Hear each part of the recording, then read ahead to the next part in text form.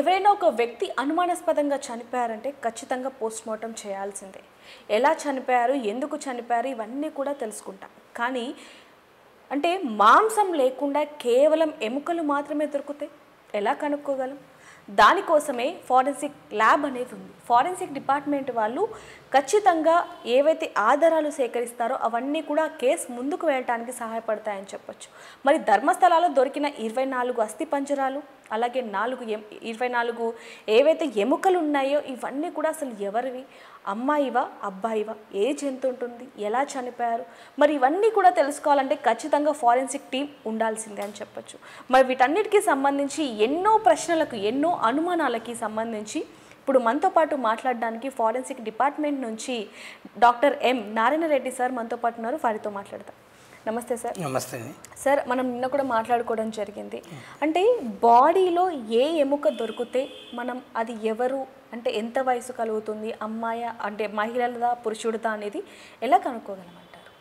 ముందు ఎముకలను చూసిన తర్వాత అది అస్థిపంజరంగా ఉంటే పూర్తిగా మానవునిదే అని తెలుస్తుంది. అలా కాకుండా విడి ఎముకలు ఉంటే అవి మొదట చూడాల్సింది ఇవి ఒక జంతువుకు సంబంధించినవా మనిషికి సంబంధించినవా అనేది. తర్వాత చాలా ఎముకలు ఒక చోటగానే ఉంటే వాటి ఆకారాన్ని బట్టి వాటి సైజులను బట్టి వేరు చేయాలి. అంటే ఒక్కొక్కటి ఒక మనిషికి ఉండొచ్చు అనేసి దాన్ని బట్టి ఇది ఇంత కూడా చేస్తారు. తర్వాత ఆ ఎముకల్లో ఒకరివా ఎక్కువ మందివా అని తెలుసుకోవాలంటే ఫర్ ఎగ్జాంపుల్ మనకు ఆర్మ్ బోన్ అంటాం, అది పై చేయిది, ఇవైతే ఒక వ్యక్తికి 2 ఉంటాయి. 3 ఉండదంటే ఇంకొక వ్యక్తికి ఉండదు. ఇది ఎడమ వైపా కుడివైపుదే 2 ఉండదు అనుకోండి, అవి 2 సపరేట్ వ్యక్తులు అని ఇలా చూసుకుంటూ పోతారు. మొత్తం ఎముకలన్నీ కూడా ఒక మానవ ఆకారంలో మనకు దొరికినవి. ఇవి ఒకే ఇక్కడ ఏదైతే ఉందో సేమ్ ఇలా కానీ ఉంటే మనకు ప్రాబ్లం లేదు. విడివిడిగా ఉంటే ఏం చేయాలన్నప్పుడు ఏ ఎముకలు చూసిన తర్వాత వీటి ఆకారాన్ని బట్టి, తర్వాత వీటి అలైన్మెంట్ని బట్టి అది ఆ వ్యక్తికి సంబంధించిందా కాదా అని కొద్దిగా అందాజుగా వస్తుంది. ఆ ఎముకలన్నింటినీ అలా చేసిన తర్వాత ఫర్ ఎగ్జాంపుల్ ఇది కుడిపక్క బోను, ఇవే కానీ 2 ఉన్నాయనుకోండి ఒక చోట, అవి 2 సపరేట్ వ్యక్తులకు. సో ఒకటి కుడి పక్కది, ఒకటి ఎడమ పక్కది, 2 కూడా ఒకే రకంగా ఉంటాయి ఇంచుమించు ఒక వ్యక్తికి సంబంధించినవి. అట్లా ఒక్కొక్క వ్యక్తికి సంబంధించిన ఎముకలను సపరేట్ చేస్తారు. చేసిన తర్వాత వాటన్నిటిని ఈ మానవాకారంలో ఎలా స్కెలిటన్ అవుతుంటుందో అదే దీంట్లో ఒకదానికోటి జాయింట్ చేసి పెడతారు. పెట్టిన తర్వాత ఒక టేబుల్ మీద పెట్టి ఇక్కడ ఒక చోట మనిషిని అది ఒక అట్ట మూవ్ అయ్యేది ఉంటుంది ప్లేట్, దానికి అది మొత్తం ఆనించి పెట్టి ఇంకో పక్కన మూవబుల్ ఇది ఉంటుంది చెక్క, దాన్ని తీసుకొని వచ్చి ఇట్లా దీనికి ఆనించి ఈ రెండిటికి మధ్య కొలత స్కేల్తో తీస్తారు. తీసిన తర్వాత దాన్ని లెంగ్త్ బట్టి ఆ మనిషి హైట్ ఎంత ఉంటుంది ఇంచుమించుగా, ఈ హైట్లో కూడా మనకేంటంటే ఇక్కడ వెన్నుపాము ఉంది కదా వెనకాల, వీటిలో కార్టిలేజెస్ అని ఉంటాయి. ఆ వెన్నెముక్కు మధ్యలో ఆ కార్టిలేజెస్ కూడా తొందరగా కుళ్ళిపోయి డిజపేర్ అవుతాయి, ఓన్లీ ఎముకలు మాత్రమే మిగులుతాయి. వాటికి ఇంకా ఈ పాదాల దగ్గర ఉండే ఫ్లెష్కు, తర్వాత పైన పుర్రి పైన స్కాల్ప్ అంటే స్కిన్ అనుకోండి, అది చాలా దళసరంగా ఉంటుంది, 5 లేయర్లు ఉంటాయి, అది ప్రొటెక్షన్ ఇవ్వడానికి. దానికి కలిపి సుమారు 1.5 నుంచి 2 ఇంచుల అంటే 1 to 2 ఇంచెస్ అంటాం మామూలుగా, 2.5 to 5 సెంటీమీటర్స్ అంత దీనికి ఈ స్కెలిటన్ లెంగ్త్కు యాడ్ చేస్తే ఆ మనిషి బ్రతికున్నప్పటి అతని యొక్క ఎత్తు ఎంత ఉంటాడనేది ఒక అందాజుగా తెలుస్తుంది. తర్వాత పుర్రె ఎముకను బట్టి మనము ఒక వ్యక్తి యొక్క వయస్సును, తర్వాత స్త్రీనా పురుషుడా అనేది కూడా తెలుసుకోవాలంటే ముందు వయసుకి ఏంటంటే ఇక్కడ ఈ పైన స్కల్ క్యాప్ అని చూసినారు కదా, ఇక్కడ ముందు ఒకటి ఫ్రాంటల్ బోన్ అంటారు, పైన 2 అవి పెరైటల్ బోన్స్ అంటారు, ఇటుపక్క అటుపక్క చెవులకు సంబంధించినవి టెంపరల్ బోన్స్ అంటారు, వెనకాల ఒకటి ఆక్సిపిటల్ బోన్ అంటాం. ఇన్ని ఎముకలు సపరేటుగా ఉన్నవి అవన్నీ కలిసి క్రమేపై మనిషి పెరిగే కొద్దీ ఒకటిగా తయారవుతాయి. దాన్ని బట్టి అయ్యేటప్పుడు ఈ మధ్యలో సూచర్లాగా ఏర్పడుతుంది, అంటే కుట్టినట్టు ఉంటుంది. ఇప్పుడు దర్జీ వాళ్ళు ఎట్లయితే మిషన్ కుట్టేస్తున్నప్పుడు ఇలా అంటారు, అదే టైప్లో అది డిజపేర్ అయిపోతే పూర్తిగా ఇప్పుడు ఈ రెండు కలిసిపోయినట్టు. ఈ మధ్యలో అది యునైట్ అయ్యేదాన్ని బట్టి దాని వయసు నిర్ధారించవచ్చు ఇంచుమించుగా. అట్లనే సెక్స్ కూడా తెలుసుకోవాలనుకుంటే ఇక్కడ ఆడవాళ్లకు ఇది స్లీప్ ఇట్లా రౌండెడ్గా ఉంటుంది, ఈ ఫోర్ హెడ్. తర్వాత అది పెద్దగా ఉంటుంది ఆడవాళ్ళకు. మగవాళ్ళకి ఏంటంటే అది ఇక్కడ చిన్నగా ఉంటుంది అవి బట్టి. తర్వాత ఈ ఐ మార్జిన్స్ ఉన్నాయి, బోన్స్ కాదు ఇవి అన్నమాట. అక్కడ అవి ఉబ్బెత్తుగా ఉంటాయి మగవాళ్ళకు. తర్వాత రౌండెడ్గా కూడా ఉంటాయి. అవి మీడియం టు లార్జ్ అంటారు, అంటే ఆవరేజ్ నుంచి కొద్ది పెద్దగా అనేసి. ఎక్కడ స్త్రీలకు అవి చిన్నగా ఉంటాయి, అంత ఉబ్బెత్తుగా ఉండవు. కానీ ఇక్కడ కూడా ఏమంటాము, స్మాల్ టు మీడియం అంటాం. ఈ మీడియం అనేది కామన్. సో మీడియం కానీ ఉంటే ఆడ మగ అని చెప్పేది అంత ఈజీ కాదు. తర్వాత ఆడవాళ్ళలో ఈ ఐ మార్జిన్స్ రౌండ్గా ఉంటాయి, పెద్దగా ఉంటాయి. మగవాళ్ళలో స్క్వేర్ షేప్లో ఉంటాయి. దాన్ని బట్టి కూడా చెప్తాను. కానీ అంత క్లియర్గా ప్రతి ఎముకలోనే కనపడుతుందంటే అది కూడా డౌటే, కనపడదు. తర్వాత ఇక్కడ ఈ దవడ ఎముక పైకి ఇటపోతుంది కదా, అది మగవాళ్ళలో స్ట్రైట్గా ఇటపోతుంది, ఆడవాళ్ళలో కొద్దిగా ఉంటుంది.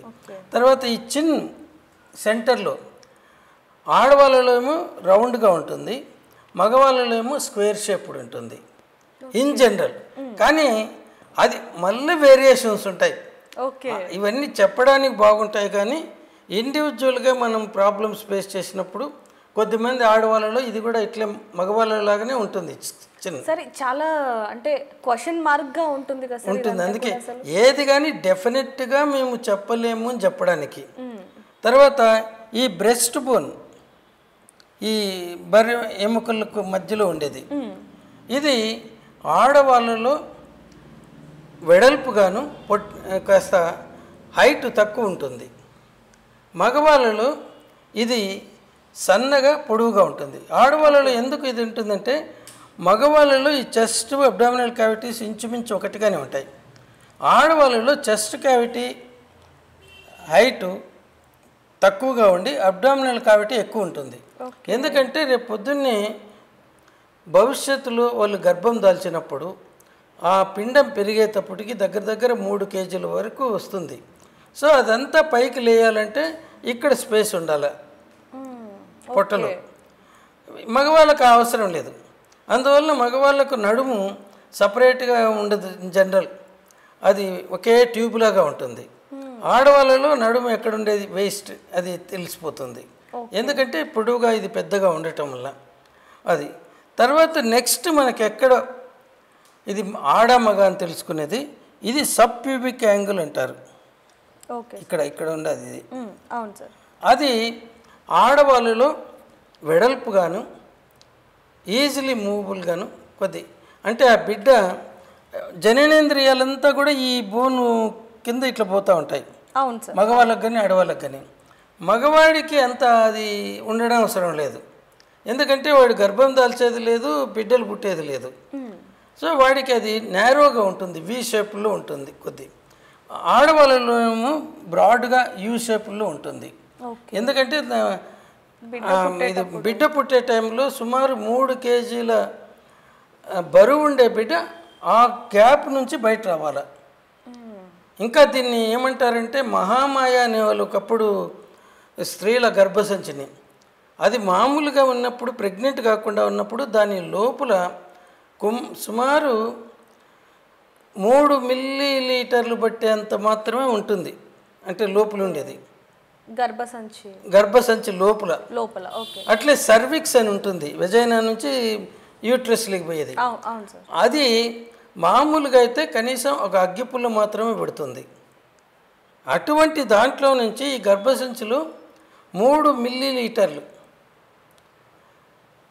జాగా ఉండే దాంట్లో 3 కేజీల బరువు ఉండే బిడ్డ, ఆ బిడ్డ చుట్టూ ఆమ్నియాటిక్ ఫ్లూయిడ్, శాక్స్ అన్నీ ఉంటాయి. అంత పెద్దది ఎక్కడ ఆ గర్భసంచులు ఏర్పడుతుంది. అందువల్లనే అది పెద్దగా అవుతుంది. మళ్ళీ ప్రసవించిన తర్వాత ఒక 6 వారాలకు ఇంచుమించు అంతకు మునుపున్న సైజుకి వస్తుంది. ఇప్పటికీ అంతకు మునుపు సైజుకి రాదు, అందువల్లనే కొంచెం near to that original size అలా వస్తుంది. దీనికోసమే ఒకప్పుడు స్త్రీ యొక్క జననాంగాలను మహామాయ అనేసి పూజ చేసేవాళ్ళు. ఇప్పుడు మీరు ఇక్కడ విజయపురి మ్యూజియంకి పోతే అక్కడ కూడా ఒక మహామాయ అనేది ఒక రాతి మీద చెక్కబడి ఉంటుంది. అది నథింగ్ బట్ స్త్రీల యొక్క మర్మాంగాలు. ఎందుకంటే అది ప్రజలకి ఎంత ఆలోచించినా అర్థం కాలేదు. అప్పుడు మనకి ఏది అర్థం కాకపోతే అది మాయ అలా అనుకుంటున్నారు. ఇది ఒకటే ఉండేది ప్రకృతిలో. సో ఇక్కడంతా పోయినప్పుడు ఇప్పుడు మనం ఇక్కడ ఈ బోన్లో సెక్స్ ఎట్లా చెప్పచ్చు ఇది అనేసి. తర్వాత ఈ బోన్లో 3 భాగాలు ఉంటాయి. బ్రెస్ట్ బోన్ పైదేమో మ్యానుబ్రియం అంటారు. Okay sir. ఆ మ్యానుబ్రియానికి ఈ కాలర్ బోన్స్ అంటారు, క్లావికల్స్, అవి అటాచ్ అయింటాయి. తర్వాత ఫస్ట్ రిబ్స్ అది కూడా మ్యానుబ్రియంకి అటాచ్ అయింటాయి. తర్వాత మ్యానుబ్రియంకు first piece of the breast bone దీనికి అది మధ్యలో ఒక అంటే గ్యాప్ ఇలా ఉంటుంది. దాంట్లో ఫస్ట్ రిబ్ది అటాచ్ అవుతుంది. తర్వాత ఫస్ట్ పీస్కు సెకండ్ పీస్కు మధ్యలో సెకండ్ రిబ్ అటాచ్ అవుతుంది. సెకండ్ రిబ్కు థర్డ్ రిబ్కు మధ్యలో థర్డ్ పీస్ అటాచ్ అవుతుంది. థర్డ్కు ఫోర్త్కు మధ్యలో ఫిఫ్త్ పీస్, ఫోర్త్కు తర్వాత ఫిఫ్త్కు మధ్యలో ఫిఫ్త్ పీస్, 5కు అట్లా వరుసగా 7 మాత్రమే ఈ దీనికి అటాచ్ అవుతాయి ఈ రిబ్స్. వీటికన్నిటికీ కూడా అటాచ్ కావడానికి 7టికి మాత్రమే ప్రయోజనం ఉంటుంది. ఇంకా 8, 9, 10 రిబ్స్ ఇలా ఒకదానికి ఒకటి కలిసి దీనికి అటాచ్ అవుతాయి. ఇది 7వ రిబ్బు దీనికి. దీన్ని జెఫీస్టర్నమ్ అంటారు సార్. అంటే దీన్ని బట్టి కూడా అది మేల్ ఫీమేల్ అనేది అవి ఏముండదు. జెఫీస్టర్నమ్ మ్యానుబ్రియం బట్టి, ఈ బ్రెస్ట్ బోన్ను బట్టి మాత్రమే పొడవుగా సన్నగా ఉంటే మగవాడు, వెడల్పుగా పొట్టిగా ఉంటే ఆడవాళ్ళు. ఎందుకంటే ఇది చెస్ట్ వచ్చేసి ఇట్లా కంప్రెస్ అయినట్టుగా ఉంటుంది ఆడవాళ్ళలో, మగవాడికి మామూలుగా ఉంటుంది. చెస్ట్ సైజు, అబ్డామినల్ సైజు మగవాళ్ళు ఇంచుమించు ఒకటిగానే ఉంటుంది. ఆడవాళ్ళలో అబ్డామినల్ సైజు పెద్దగా ఉంటుంది, ఎందుకంటే ఫ్యూచర్లో పిండాన్ని అకామిడేట్ చేయాలి కాబట్టి. అది మామూలుగా బాడీలో చూసుకుంటే ఓన్లీ లెగ్స్ ఒక్కటి, అంటే కాళ్ళ ఎముకలు ఒక్కటి దొరికినట్టయితే అది ఆడ మనిషివా మగ మనిషివా అని కనుక్కోవచ్చు అంటారా? ఓన్లీ ఎముకలు దొరికితే చెప్పలేము, అది అందాజుగా చెప్తాం. మగవాళ్ళలో లావుగా ఉంటుంది, పొడవుగా ఉంటుంది అనేసి. అవి ఎప్పుడు 2 ఎముకలను పక్క పక్కన పెట్టి ఇది ఒకే వయసు వాళ్ళవి, ఒకటి ఆడవాళ్ళది ఒకటి మగవాళ్ళది అంటే అప్పుడు చెప్తాం కంపారిజన్. అంతేగాని ఎగ్జాక్ట్గా చెప్పటం అనేది వేరే బోన్స్లో అంత ఈజీ కాదు. కేవలం పుర్రె బోన్లు, బ్రెస్ట్ బోను, తర్వాత పెల్విక్ బోను. ఈ పెల్విక్లో 2 హిప్ బోన్స్ ఉంటాయి, ఇటుపక్క ఒకటి అటుపక్క ఒకటి. ఇక్కడ మధ్యలోనేమో సాక్రల్ బోన్ ఉంటుంది, ఇది ప్యూబిక్ సింపైసిస్ అంటారు. ఇక్కడ ఈ 2 జాయిన్ అయ్యేది అక్కడ. తర్వాత ఈ బోన్స్లో కూడా ఇక్కడ ఈ పిండం పెద్దగా అయిన తర్వాత తలకిందులుగా కిందికి దిగుతుంది. మొదట ఇక్కడ ఏర్పడిన పిండం దీని పెల్విక్ క్యావిటీలో పైకి వెళ్ళిపోతుంది, ఇక్కడ తయారవుతుంది. మళ్ళీ డెలివరీకి దగ్గరకు వచ్చినప్పుడు ఇక్కడికి దిగుతుంది. సో దాన్ని అకామిడేట్ చేయడానికని ఈ హిప్ బోన్స్ ఉన్నాయి కదా, ఇటుపక్క ఒకటి అటుపక్క ఒకటి, వాటిని ఇవి ఇలియాక్ బోన్స్ అంటారు. వెడల్పుగా ఇలా ఉంటాయి, దానికి ఫ్లాట్ బౌల్ షేప్డ్ అంటారు. వెడల్పుగా ఉండే ఒక పాత్రలాగా. అదే మగవాళ్ళకైతే డీప్ అనల్ షేప్డ్ అంటాడు. అక్కడ దాని అవసరం లేదు కాబట్టి ఇవి కొద్ది స్ట్రైట్గానే ఉంటాయి. ఇవి ఆడవాళ్ళలో అయితే వెడల్పుగా ఇది కొంచెం ఇది కొంచెం ఇట్లా ఉంటుంది. తర్వాత ఈ సాక్రమ్ అనేది ఈ 2 హిప్ బోన్స్కి మధ్యలో అది సుమారు 5 పీసులు ఉంటాయి మామూలుగా, కొన్నిట్లో 4 ఇట్లా ఉంటాయి. ఇవి మగవాళ్ళలోనేమో అన్నీ ఒకే రకంగా కొద్ది వంగినట్టుగా అట్లుంటుంది, దానికి అంత పెద్దదిగా. ఆడవాళ్ళలో మాత్రం మొదటి 1-2 పీసులు పైన ఉండేటివి స్ట్రైట్గా ఉండి కిందుండే 3 కూడా ముందుకు ఇలా సొచ్చుకొని ఉన్నట్టు ఉంటాయి. ఎందుకంటే అవి ఇలా ముందుకు ఇట్లా పోయి ఏటువాలుగా వస్తే ఆ బిడ్డ ఇక్కడికి వచ్చి తల తగిలినప్పుడు సరే ఆ తలను ఈ సబ్ ప్యూబిక్ యాంగిల్ ఉన్నాం కదా దాని వైపు మళ్ళించడానికి, ఆ బిడ్డ పుట్టడానికి, దానివల్ల శరీర నిర్మాణంలోని ఇవన్నీ కూడా ఉంటాయి. ఓకే, దాన్ని బట్టి మనం పురుషుడా స్త్రీ అని ఆ శాఖను బట్టి కూడా చెప్పచ్చు, ఈ సబ్ ప్యూబిక్ యాంగిల్ను బట్టి చెప్పచ్చు. ఎందుకంటే ఆడవాళ్ళలో ఇది వెడల్పుగా ఉంటుంది, మగవాళ్ళలో నేరోగా ఉంటుంది. అది సార్ ఇప్పుడు అంటే అస్థిపంజరం ఏదైతే దొరికిందో ఇప్పుడు ఇదంతా కూడా దీన్ని బట్టి ఫేస్ అంటే ఇప్పుడు టెక్నాలజీ కూడా పెరిగిందని చెప్పొచ్చు.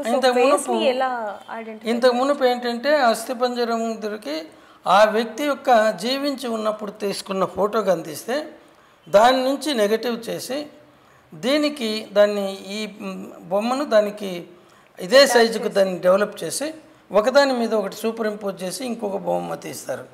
ఇప్పుడు అంత అవసరం లేదు. మనకు ఈ ల్యాప్టాప్లు కంప్యూటర్స్ వచ్చిన తర్వాత దీని సైజు దాని సైజు మార్చుకుంటూ వెళ్ళి ఈ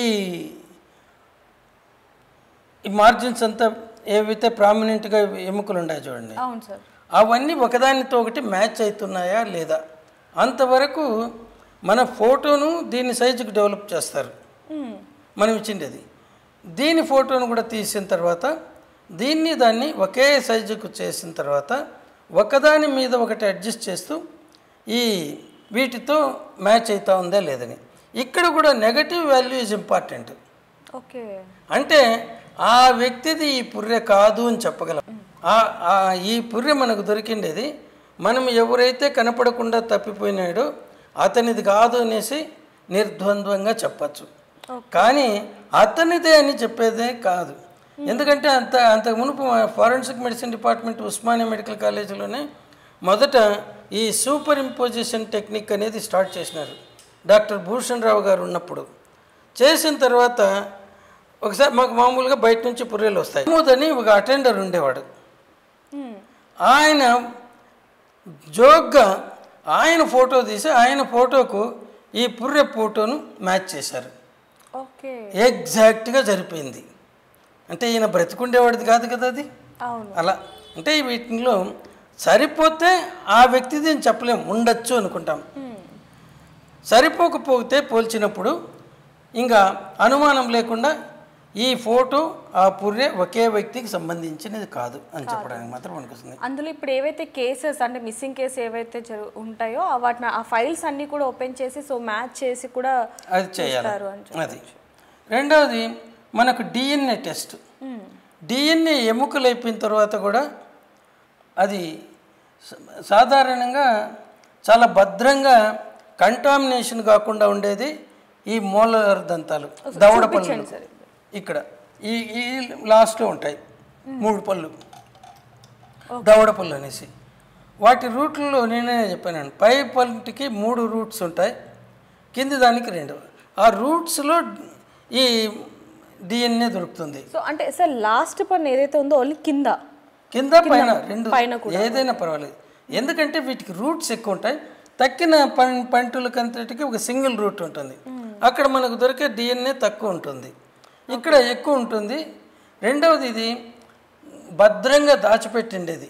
సో ఇది లోపలికి ఉంటుంది కాబట్టి అదే కాదు, టూత్ లోపల పంటి లోపల ఉంటుంది, దాని మీద ఎనామిల్ ఇవన్నీ ఉన్నాయి. అది జాగ్రత్తగా ఉంటుంది కంటామినేషన్ కాకుండా. మిగతా అవి కుళ్ళిపోవటంతో కంటామినేషన్ అవుతాయి. కుళ్ళిపోయిన కండరాలు పనికిరావు డిఎన్ఏ టెస్ట్కు. సో ఇదైతే ఎప్పటికీ కుళ్ళదు, ఎండిపోతుంది అట్లనే అక్కడే.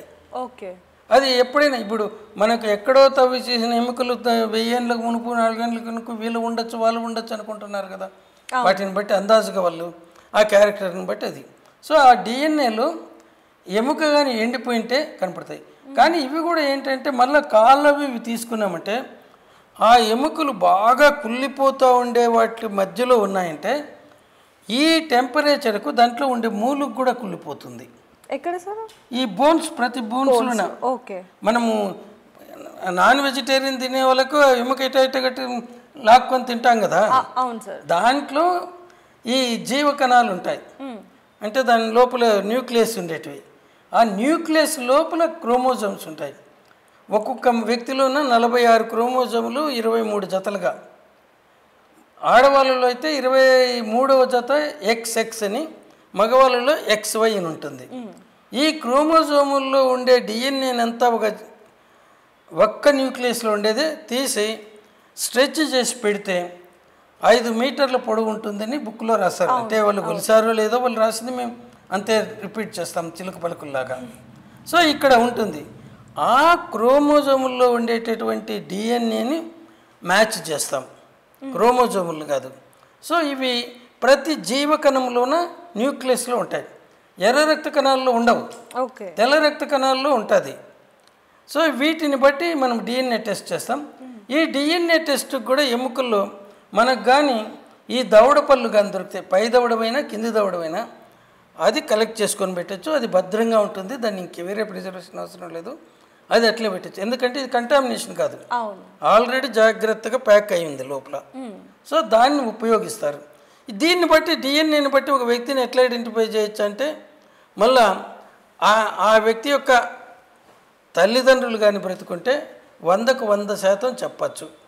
అన్నదమ్ములు కానీ అక్క చెల్లెళ్ళు కానీ ఉంటే ఇంచుమించుగా చెప్పచ్చు. ఎందుకు ఇంచుమించు అంటున్నాను? తల్లిదండ్రులు అయితే అతనిలో ఉన్న డిఎన్ఏ సగం డిఎన్ఏ తల్లి నుంచి వస్తుంది, సగం డిఎన్ఏ ఈ తండ్రి నుంచి వస్తుంది. కానీ ఏ డిఎన్ఏ ఎట్లొచ్చిందని చెప్పలేము. కాబట్టి వీళ్ళలో కాంబినేషన్స్ డిఫరెంట్గా ఉంటాయి. కాబట్టి ఇది ఇప్పుడు మనం స్పెర్మటోజోవాలో ఒక్కొక్కసారి ఒక ఎమిషన్లో 3 నుంచి 5 మిల్లీలీటర్ల సెమెన్ వస్తుంది. దాంట్లో కొన్ని మిలియన్ స్పెర్మటోజోవా ఉంటుంది. ఏ 2 స్పెర్మటోజోవాలోన ఒకే డిఎన్ఏ ఉండదు. స్పెర్మటోజోవాలో ఓన్లీ మన శరీరంలో ఉండే కణాల్లో ఉండేటువంటి వాటిలో 50% మాత్రమే ఉంటుంది. ఇంతకుముందు మీకు చెప్పినాను 23 జతలు ఉంటాయంటే ఇక్కడ 23 మాత్రమే ఉంటాయి, అంటే 46 లేకుండా. అట్లా వీటిలోకి కూడా వచ్చిన డిఎన్ఏ ఏ రెండిట్లో ఉండేది ఒకటేగా ఉండదు. అందువల్ల తన సొంత అన్నదమ్ములతో కానీ అక్క చెల్లెలతో కానీ కంపేర్ చేస్తే ఇంచుమించు అతను ఉండొచ్చు అని చెప్పచ్చు, కానీ కరెక్ట్ చెప్పండి. అదే తల్లిదండ్రులతో చెప్తే ఏ కాంబినేషన్ అయినా సగం డిఎన్ఏ తండ్రితో పోల్చబడుతుంది, సగం డిఎన్ఏ తల్లితో టాలీ అవుతుంది. 100కు 100% చెప్పచ్చు. సరే, ఇప్పుడు ఏవైతే లోపల దవడపళ్ళు ఏవైతే ఉంటే వాటి త్రూ మనం ఇప్పుడు డిఎన్ఏ టెస్ట్ అనేది మనకి ఈజీ అవుతుంది. అయితే వీటిలో నేను ఎందుకు చెప్తున్నానంటే, ఆ ప్రాంతంలో తడిగా ఉన్నది అనుకోండి, పొడి నీళ్ళలో పెట్టినట్టు ప్రాబ్లం లేదు, అవి కుళ్ళుతాయి. కుళ్ళేటప్పుడు ఏమవుతుంది, ఉష్ణం పుడుతుంది. దాంట్లో లోపలుండే ఈ మూలుకు కూడా బోన్ మ్యారో అనేది అది కూడా కుళ్ళిపోతుంది. ఈ డిఎన్ఏ అనేది కూడా కుళ్ళుతుంది. ఒకసారి కుళ్ళిపోతే ఇంకా దాన్ని ఏం చేయలేదు సార్. అంటే మామూలుగా అదే ఎముక ఎండిపోయి అంటే 100 సంవత్సరాల తర్వాత కూడా చూడొచ్చు సార్. మామూలుగా ఏదైతే ఇప్పుడు ఈ అస్థిపంజరం ఉందో, ఈ అస్థిపంజరం ఎక్కడ గాయాలయ్యేవి అంటే ఏ విధంగా చనిపోయారని, ఆ ఫ్లెష్ అనేది ఆల్రెడీ భూమిలో కలిసిపోతుంది కాబట్టి ఓకే. ఒకవేళ ఎలా చనిపోయారంటే మనం ఏమైనా చెప్పగలమా? అంటే అప్పుడు ఎముకలకు దెబ్బలు గాయాలుంటే వాటిలో కానీ ఆ విరిగిన చోట ఇక్కడ అది బ్లాకిష్గా ఉంటే, అంటే ఇప్పుడు ఇక్కడ ఇరిగింది అనుకుందాం, ఇప్పుడు ఇక్కడ విరిగింది అనుకోండి రెండుగా, ఈ ఎండ్స్ కానీ చూస్తే అది బ్లాకిష్గా ఉంటే చనిపోక ముందు జరిగింది అనొచ్చు. బ్లాక్గా ఎందుకు మారుతుందంటే రక్తం కొద్దిసేపు అయితే మనకు టైం గడిచే కొద్దీ అది బ్లాక్గా మారుతుంది. మొదట ఎరుపు రంగులో ఉంటుంది, అది కడిగేయచ్చు. బ్లాక్గా మారిన తర్వాత మన బట్టలకు అంటుకుంటే కూడా కాదు.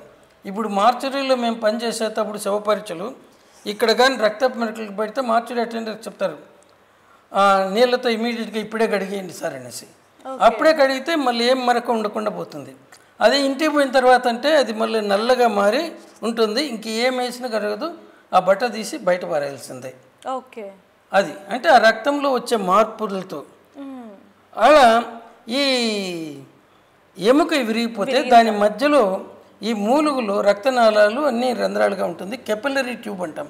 ఓకే. మనం ఈ స్ట్రా పెడతాం కదా కూల్ డ్రింక్స్ తీసుకోవడానికి, అవును సార్. అది ఎంటీ స్ట్రాను కూడా ఇట్లా నీళ్ళలో కానీ పెడితే నీళ్లు కొద్ది పైకి వెళ్తాయి. అవును.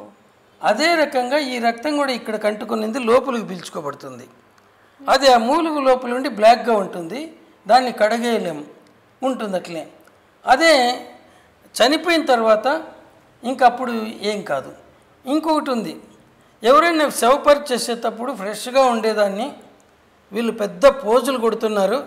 ఇది ఇది మోర్టం అంటే డెత్, యాంటీ అంటే బిఫోర్, పోస్ట్ అంటే ఆఫ్టర్. అది ఎట్లా చెప్తానో చూస్తాం ఈ ఫారెన్సిక్ మెడిసిన్ వాళ్ళకని చెప్పి ఆ ఎముకను ఇలా తుంచి అక్కడ శవపరీక్ష చేస్తూ ఉన్నప్పుడు వచ్చిన బ్లడ్లో కానీ ఇట్లా తుంచి పెడితే మా దగ్గరకు వస్తే మేము ఘంటాపథంగా ఆ చనిపోక మునుపు జరిగిందంటాం. ఓకే. ఎందుకంటే అప్పటికి ఫ్లూయిడ్ బ్లడ్లో ఇది పెట్టాడు కాబట్టి అప్పటికప్పుడే. సో ఇవి ప్రాబ్లమ్స్ వస్తాయి.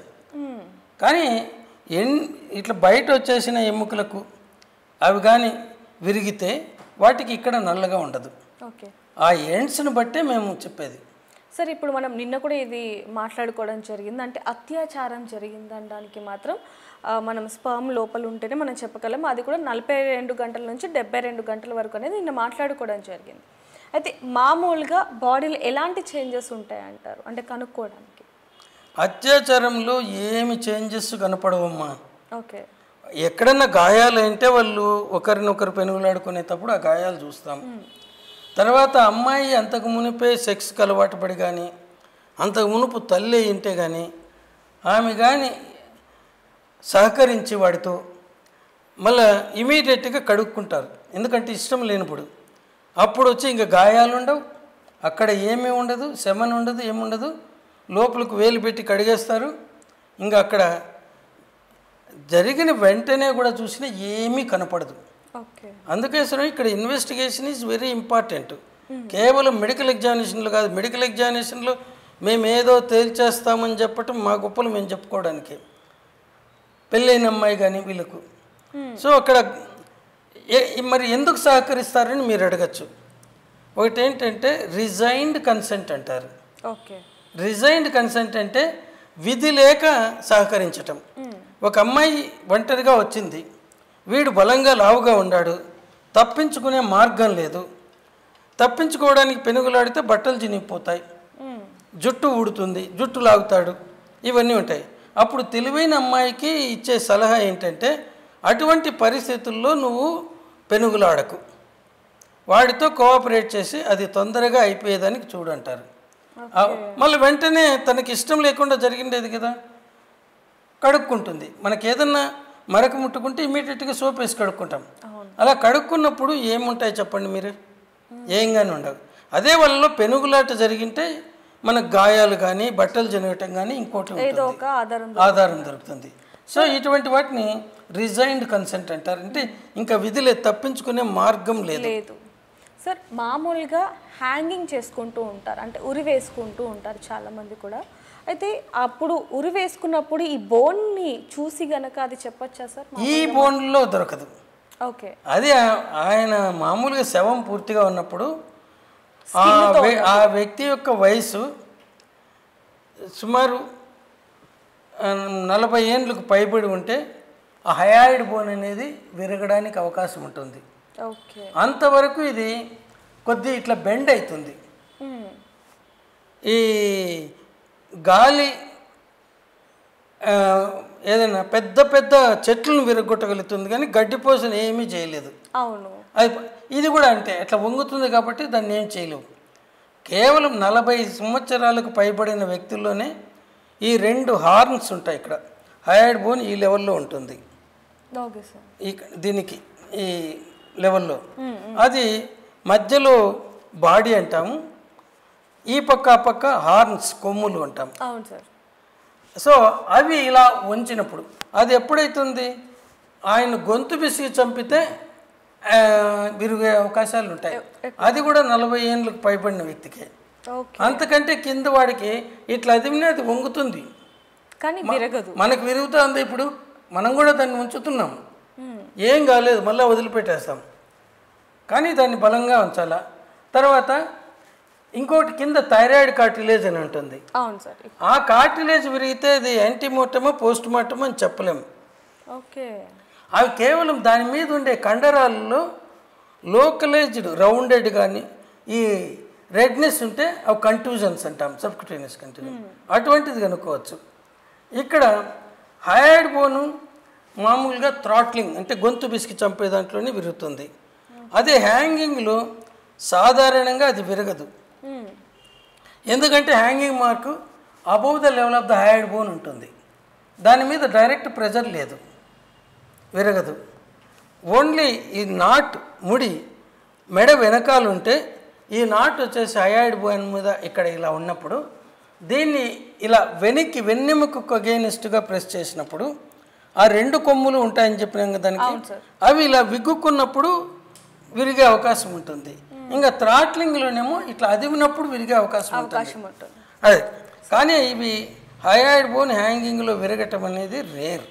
ఓకే సార్, మామూలుగా ఒక బాడీకి పోస్ట్ మార్టం అయిపోయింది అనుకుందాం సార్, కానీ మళ్ళీ కొన్ని డేస్ తర్వాత లేకపోతే మంత్స్ తర్వాత మళ్ళీ ఆ బాడీని తీసి మళ్ళీ చాలామంది కూడా పోస్ట్ మార్టం చేస్తూ ఉంటారు.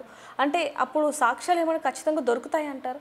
చాలా కేసెస్లో 99% కేసుల్లో ఏమీ దొరకదు ఒకసారి పోస్ట్ మార్టం అయిపోయిన తర్వాత. అప్పుడు కూడా చెప్పినాను కదా, ఏమున్నా ఎముకలకు గాయాలు ఉండి అవి మర్చిపోయింటే దొరుకుతాయి.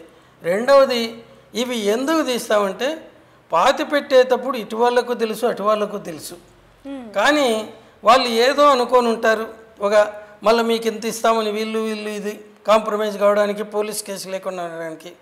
ఒకసారి శవాన్ని పాతి పెట్టిన తర్వాత వీళ్ళు మేము ఇవ్వమంటాం, అప్పుడు మళ్ళీ మాకు తెలియదు మేము వచ్చేప్పటికే చేసినారు అంటారు.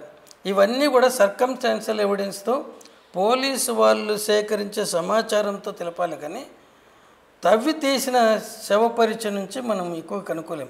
ఎందుకంటే కుళ్ళిపోతే శవాల మీద ఉండే గాయాలు కనపడవు, ఎముకలకు విరకపోతే మనం ఏం చెప్పలేము. తవ్వి తీసేది ఎందుకంటే వేరే వాళ్ళ చెవుల్లో పూలు పెట్టడానికి, అంతేగాని దానికంటే పెద్ద ఉపయోగం ఉంటుంది కాదు. ఇప్పుడు నేను ఉస్మానియాలోనే 1980 నుంచి 2011 వరకు 2011 వరకు ఇక్కడే పనిచేశాను. గాంధీ ఉస్మానియాలో ఎక్కువగా ఒక 8 నెలలు మాత్రం గుంటూరులో చేశాను, మిగతా నా బ్రతుకంతా ఇక్కడే ఉన్నింది. మేము ఎన్నో చేసాము, ఏ 1-2 కేసులు అక్కడక్కడ అయితే తప్ప మిగతా వాటిలో లేదు. అవి ఏదన్నా దొరికిందంటే ఎక్కడంటే మొదట శవ పరీక్ష చేయకుండా పాతి పెట్టిన వాటిలో. శవ పరీక్ష ఆల్రెడీ చేసింటే వాళ్ళంతా డిస్టర్బ్ చేస్తారు, ఇంక ఏమీ ఉండదు, కేవలం ఎముకలకు ఏమన్నా అవి విరిగింటే అది మాత్రమే కనపడుతుంది. అంటే రీపోస్ట్ మార్టం అనేది ఉండదు అంటారు, దాంట్లో ఏం చేస్తాం. ఎందుకంటే ఇండియన్స్ ఆర్ బోర్న్ లయర్స్ అని ఒక జడ్జి గారు అన్నారు ఒకప్పుడు. అదే మాటను జస్టిస్ ఏడివి రెడ్డిని ఆయన ఒక కేసులు కమిషన్ వేసినప్పుడు ఎన్టీ రామారావు గారు సీఎంగా ఉన్నప్పుడు నాగర్ కర్నూలులో 2 అబ్బాయిలను పోలీసు వాళ్ళు కొట్టి చంపి హాస్పిటల్లో చేర్చినారన్నారు. వాళ్ళు బాగా తాగి చనిపోయినారు. దాంతో అంత ఎవిడెన్స్ ఉంది. దాని మీద ఎంక్వైరీ చేసిన తర్వాత రిటైర్డ్ జడ్జి గారు, హైకోర్టు జడ్జి గారు ఏడివి రెడ్డి గారు, ఆయన అన్నాడు, ఒకప్పుడు బ్రిటిష్ జడ్జి గారు ఇట్లా మాట్లాడితే మా మనసులు గాయపడేటివి, ఇప్పుడు ఇది చూసిన తర్వాత అది సత్యం అని చెప్పి నమ్మకుండా ఉండలేకపోతున్నాను. ఎందుకంటే వాళ్ళందరూ ఎదురుకుండానే తీసుకెళ్లారు అబ్బాయిలని ఇద్దరిని. మొదట వాళ్ళు ఒక బార్ అండ్ రెస్టారెంట్లో గొడవ చేస్తూ ఉన్నారు, మరి తర్వాత వాళ్ళిద్దరూ ఒక నాన్ వెజిటేరియన్ హోటల్కి పోయి అక్కడ చేస్తామంటే మొదట బార్ అండ్ రెస్టారెంట్లో నుంచి పోలీసు వాళ్ళకు ఫోన్ కాల్ పోయినప్పుడు వాళ్ళు ఏం స్పందించలేదు. రెండవసారి నాన్ వెజిటేరియన్ హోటల్లో అక్కడ గొడవ చేస్తున్నారు వీళ్ళిద్దరు అని కంప్లైంట్ ఇచ్చినప్పుడు ఇదేదో పెద్దది చేస్తున్నారు అని చెప్పి పోలీసులు జీప్ తీసుకొని వచ్చినారు. పోలీసు వాళ్ళు వచ్చేప్పటికీ వీళ్ళు రోడ్డు మీద ట్రాఫిక్ ఆపేసి డ్యాన్స్ చేస్తున్నారు పబ్లిక్ అంతా చూస్తే. అప్పుడు వాళ్ళని తీసుకెళ్ళి డైరెక్ట్గా హాస్పిటల్లో జాయిన్ చేశారు. అండర్ ట్రీట్మెంట్లో ఒకడు చనిపోయాడు, ఇంకొకడు బ్రతుకున్నాడు. మరుసటి రోజు 6 గంటలకంతా చనిపోయిన వాడి బంధువులు వచ్చి మాకు శవాన్ని ఇవ్వాలంటే అప్పుడున్న డాక్టర్ గారు రఘురాములని, ఆయన తర్వాత మెడిసిన్ చేసి మెడిసిన్ ప్రొఫెసర్గా రిటైర్ అయినాడు, సూపరింటెండెంట్గా కూడా పనిచేశాడు. ఆయన ఇది పోలీసు వాళ్ళు తెచ్చినారు కాబట్టి వాళ్ళని అడిగి తీసుకొని ఉంటే వాళ్ళు 9 వచ్చి శవ పరీక్షకు రిక్విజిషన్ ఇచ్చారు. పోలీసు వాళ్ళు ఎక్కడన్నా ఎటువంటి వాళ్ళకు వస్తారు అంతగా? చనిపోయిన వెంటనే మళ్ళీ అది శవ పరీక్ష చేసి ఇచ్చి వాళ్ళు ఫోటోలు తీస్తూ ఉంటే ఈయన మళ్ళీ ట్యూబెక్టమీ ఆపరేషన్స్ చేయడానికి పోయినాడు. అప్పుడు మొత్తం ఎంప్లాయీస్ అంతా స్ట్రైక్లో ఉన్నారు, ఎవరు లేరు. ఆ రోజు 12 ట్యూబెక్టమీ ఆపరేషన్స్ చేసినారు ఫ్యామిలీ ప్లానింగ్వి. ఓకే. ఆయన ముందు ఇంటికి పోయి స్నానం చేసేసి వచ్చి ఇంకా ఆపరేషన్ థియేటర్లోకి పోతూ ఉన్నప్పుడు దాన్ని అంటే దాని మీద ఏవో గాయాలు ఉన్నాయి, అందువలన వీళ్ళు బట్టలు తీయవద్దు అనేది ఏ రాజకీయ నాయకులు చేశాడంటే ఆయన జ్యుడిషియల్ ఎంక్వైరీ కమిషన్ రిపోర్ట్లు నీట్గా రాసినారు. వాళ్ళు అప్పుడున్న అధికార పార్టీ తెలుగుదేశానికి సంబంధించిన వాళ్ళు, మెయిన్ అపోజిషన్ కాంగ్రెస్ పార్టీకి సంబంధించిన వాళ్ళు, బీజేపీకి సంబంధించిన వాళ్ళు, 2 ఉభయ కమ్యూనిస్ట్ పార్టీలకు సంబంధించిన వాళ్ళు అనేసి ఇంక ఇమీడియట్గా అక్కడి నుంచి ఆ శవ పరీక్ష అయిపోయిన శవాన్ని మళ్ళీ ఉస్మానియాకి పంపించారు. ఇక్కడ 3 డాక్టర్లు కలిసి చేశారు, ఒక ప్రొఫెసరు 2 ట్యూటర్స్. అంత చేసిన దాంట్లో ఇంతమంది ఎదురుగుండా ఉండేదాన్ని పోలీసు వాళ్ళు కొట్టి చంపేసినారంటే ఏమన్నా దాని మీద ఇలా. అందువల్ల మనకు ఎప్పుడు కానీ ఈ ఆరోపణలన్నీ అసత్యాలే వస్తాయి. ఓకే సార్, మామూలుగా పోస్ట్ మార్టం అనేది ఎంతమంది డాక్టర్స్ చేస్తారు? మామూలుగా అయితే రూల్ ప్రకారం 2 ఉండాలి. ఓకే. ఒకరు కట్ చేయాలా, ఇంకొకరు అక్కడ ఆయన చూసింది ఈయన చెప్తూ ఉంటే రాసుకోవాలా. కానీ ఇప్పుడు ఒకరే పోతారు. ఓకే. ఆ ఒక్కరు కూడా శవాన్ని ముట్టరు. మార్చురీ అటెండర్స్ ఉంటారు, వాళ్ళు కూడా అన్ట్రైన్డ్. వాళ్ళు వీళ్ళు చెప్పినట్టు కట్ చేస్తూ ఉంటే అది చూసుకొని వీళ్ళు రిపోర్ట్ రాసుకుంటారు. ఓకే సార్, మామూలుగా పోస్ట్ మార్టం రిపోర్ట్ అనేది ఎన్ని డేస్లో ఇవ్వాలి అంటారు? అంటే మామూలుగా కొన్ని ఒరిజినల్ రూల్స్ అయితే ఇమీడియట్గా as early as possible. Number of cases ఒకటే ఉందనుకోండి, అది రాయడానికి ఒక 15 నిమిషాలు పడుతుంది. అయిపోయిన వెంటనే రాసేసి పోలీసు వాళ్ళకి ఇవ్వండి అంటారు. కానీ ఇప్పుడుండే ఈ ఆరోపణలు అబద్ధాలు ఎన్ని వస్తే రేపటికి ఈ కేసు గురించి ఏమన్నా పేపర్లో వస్తుందేమో, తొందర ఎందుకు అనేసి చాలామంది డాక్టర్లు 2-3 రోజులు ఆపుతారు. ఎందుకంటే ఇంకేం సమాచారం వస్తుందో అనేసి అన్నిటికీ సమాధానం. సో చూసాం కదా, విన్నాం కదా సార్ మాటలు. అంటే ఫారెన్సిక్ డిపార్ట్మెంట్ వాళ్ళు ఏ విధంగా క్షవ పరీక్ష చేస్తారు, ముఖ్యంగా బాడీలో ఏదైనా ఎముక దొరికితే ఏ విధంగా మేలా ఫీమేలా, ఏజ్, ఎలా చనిపోయారు ఏంటనేది కూడా ఏ విధంగా రిపోర్ట్ ఇస్తారనేది కూడా మనం మాట్లాడడం జరిగింది. అయితే ధర్మస్థలాకి సంబంధించి ఎన్నో వందల ప్రశ్నలు ఏవైతే ఉన్నాయో వాటన్నిటికీ కూడా ఎప్పుడు సమాధానం దొరుకుతుంది అనేది కూడా వేచి చూడాల్సిన సమయం అయితే ఉందని చెప్పొచ్చు. ఏదైనప్పటికీ అంటే తొందరలోనే ఆ మిస్టరీ అనేది వీడాలనేది కూడా మనం కోరుకుందాం. మరిన్ని వార్తల కోసం చూస్తూనే ఉండండి బిగ్ టీవీ. కెమెరామెన్ పవన్తో reporter Devika, Hyderabad. For more videos like this, subscribe Big TV channel.